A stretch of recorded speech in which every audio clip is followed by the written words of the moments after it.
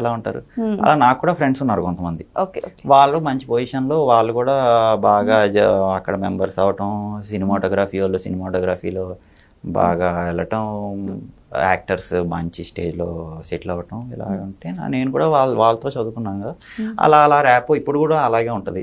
So అలాగ వాళ్ళ circle మా సర్కిల్ అలా నాకు ఆపర్చునిటీ వచ్చింది ఎప్పుడో.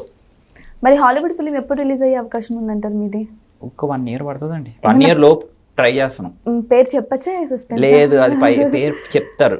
నేను చెప్తున్నా వార్నర్ బ్రోస్ పిక్చర్స్ అని హాలీవుడ్ లో చాలా పెద్ద సంస్థ. అక్కడ నుంచి అసలు దాంట్లో మళ్ళీ కంపల్సరీ ఇయర్లీ చాలా సినిమాలు రిలీజ్ అవుతాయి.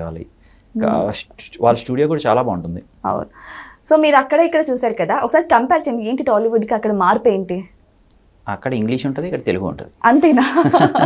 అంటే ట్రీట్ చేసే విధానం కానీ, ఇక్కడ ట్రీట్ చేసే విధానం కానీ, షూట్ చేసే విధానం కానీ, ఎక్విప్మెంట్స్ విధానం కానీ, అక్కడ కొంచెం హైఫై అంటే కొంచెం ఇంకా ఆధునికంగా ఉండే ఎక్విప్మెంట్ ఉంటుంది, లేటెస్ట్ గా. ఇప్పుడు ఆ ఎక్విప్మెంట్ ఇక్కడ తీసుకురావాలంటే రాజమౌళి గారు లాంటి వాళ్ళు, వీళ్ళు ఇప్పుడు వారణాసికి చేస్తున్నారు, అలాంటి ఎక్స్పెన్సెస్ తీసుకురావాలి. అంత తీసుకొచ్చినప్పుడు అవుట్పుట్ కూడా మనం ఎలాగ అనేది కూడా చూసుకుంటుండాలన్నమాట.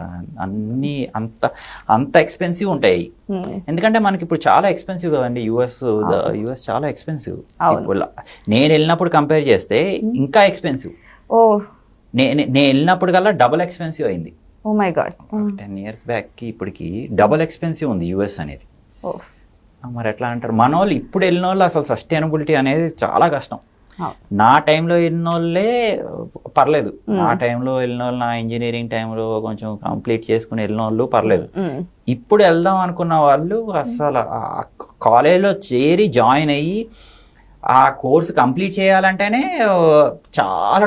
ఒక ఫిలిం తీయడానికి ఎంత ఖర్చు అవుతుందో చదవడానికి ఇంకా మళ్ళీ అక్కడ ఆపర్చునిటీకి ఎలాగా అక్కడ ఎలా సర్వైవ్ అవ్వాలి, ఇంకా అసలు ఎక్స్పెన్సివ్, వెరీ ఎక్స్పెన్సివ్. ఇప్పుడున్న టైంలో, నేనున్న టైంలో బాగా తక్కువ చదివేసుకుని నేను అక్కడ అన్నీ చేసుకుని అన్నీ మెల్లగా వచ్చాను అన్నమాట. అప్పుడులో నాకు సాధ్యపడింది.